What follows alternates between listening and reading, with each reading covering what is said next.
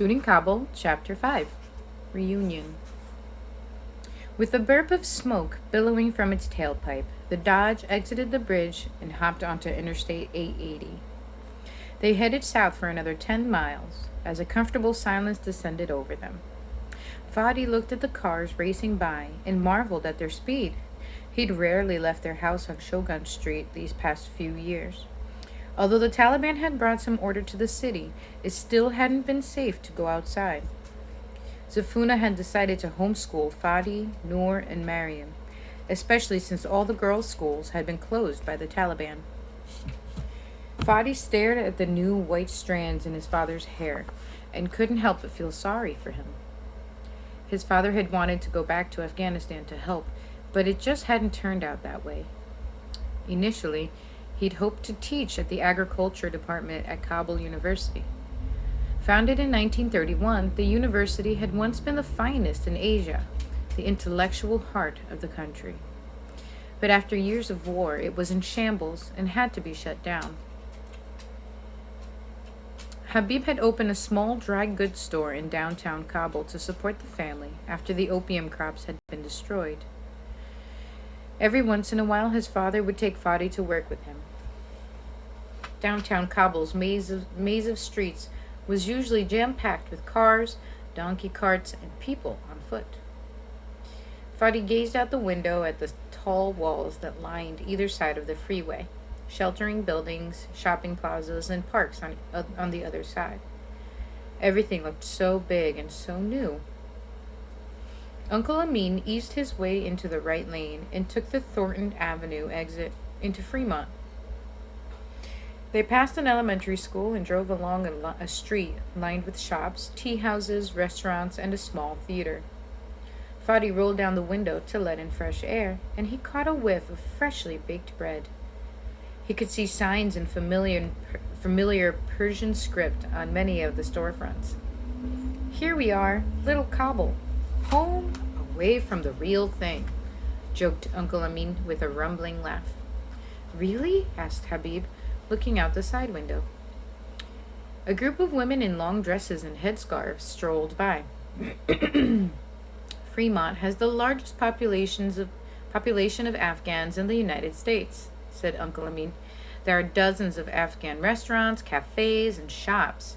You can drop by, get a cup of tea, and hear the latest news." "That must be nice," said Zafuna. "Yes, it is. Niloufer can find all the ingredients she needs to make her famous kebabs and pulaus." The mention of kebabs got Fadi's stomach rumbling. He hadn't eaten much on the plane and he was hungry. "Ah, here we are," said Uncle Amin, and he took a right turn down a residential street and pulled up next to a single-story brown shingle house with overgrown rose bushes out front. They had just stepped down out of the car when the front door burst open and a group of women and children came flying out. "You're here!" cried a woman in a flowing dress.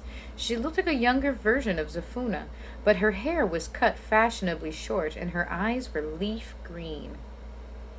"Niloufer!" cried Zafuna, stumbling forward to give her sister an enveloping hug. Without warning, they both burst into tears and started talking at once. "Jeesh," said Zalmai. He exchanged an embarrassed look with Fadi, who grinned in return. Behind Zafuna and Niloufer stood an elderly couple, who Fadi guessed were Abai, grandmother, and Dada, grandfather, Uncle Amin's parents. Habib moved forward to kiss the old woman's cheeks. "Salam alaikum," he said reverently. "How good it is to see you." "I am so thankful to Allah you are here safely," she said, her voice as wispy as a spider's web. She kissed Habib's forehead and then his cheeks. Cocooned in the flow of people, Fadi and his family were bundled into the house. Over the next half hour, Fadi met a blur of people, which included Uncle Amin's two brothers and their wives and children. Zafuna was settled in a bedroom for a quick nap despite her protests that she wanted to help, while the other women retreated to the kitchen to prepare endless platters of food. The men caught up on the latest news, and the kids set out plates and cutlery. Let me say a prayer before we begin lunch, said Uncle Amin an hour later. The family sat around the traditional dastarkhan, a tablecloth laid out on the floor, on top of which the food was placed. Let us thank Allah that Brother Habib and his family have made it safely to San Francisco. As he paused, Fadi's back stiffened. May Allah also be watching over brave little Maryam, who inshallah will soon be found and brought here to us. There are dozens of people looking for her, said Habib. She'll be found very soon. Father's right. She'll be found soon, thought Fadi. There are so many people looking for her. The knot between his shoulder blades eased a bit. Amin, came the murmurs from around the room. Fadi glanced at his mother. Tears pulled along her eyelashes. The familiar feeling of guilt returned, though he pushed it back. He looked around the room at the solemn faces. Even the younger kids were quiet. They must have been horrified at the thought of being lost out in the middle of nowhere, by themselves. What if they knew it was my fault Miriam was lost? They'd hate me. Conversation buzzed around him about their escape, about Miriam. Poor Bacha, came a whisper near his ear. Startled, Fadi turned to see that Abai had settled down next to him. She placed a soft hand on Fadi's shoulder and pulled him in for a hug. Fadi stiffened, then melted into her embrace, which smelled of cardamom and cinnamon. He wondered if she could read the guilt in his face. He avoided her probing eyes and averted his face. Abai patted him on the face and passed him a glass of fizzy orange drink.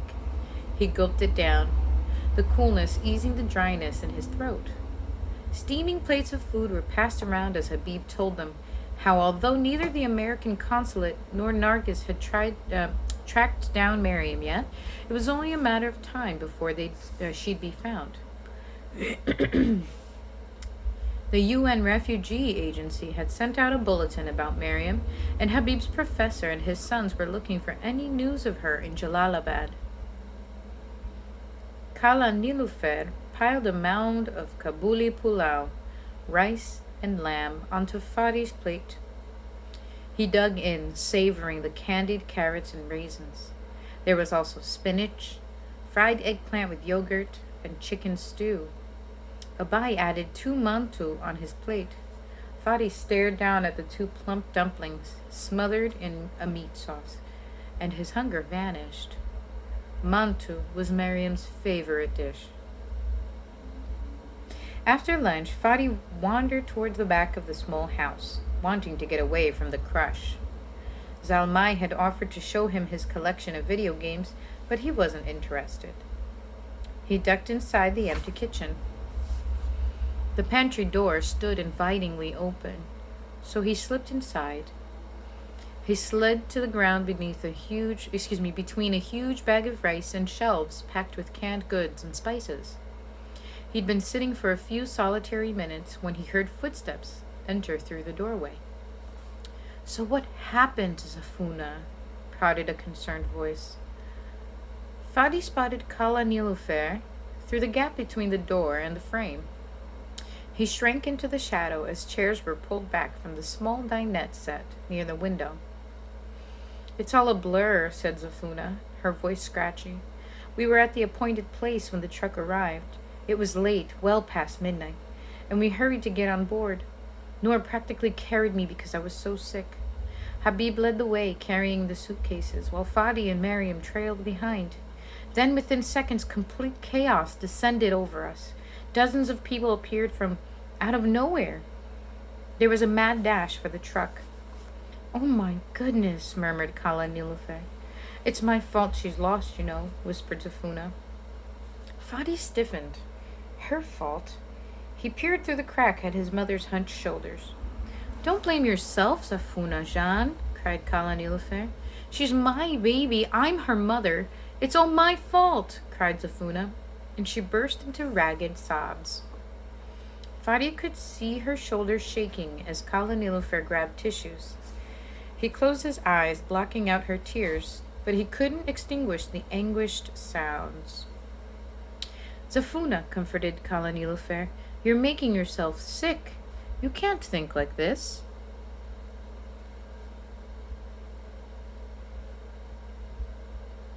No, you don't understand, said Zafuna. If I wasn't so sick, I could have looked after her. But instead, everyone was looking after me. Noor and Habib were so worried about getting me on board the truck that they lost track of Fadi and Mariam. It's my fault.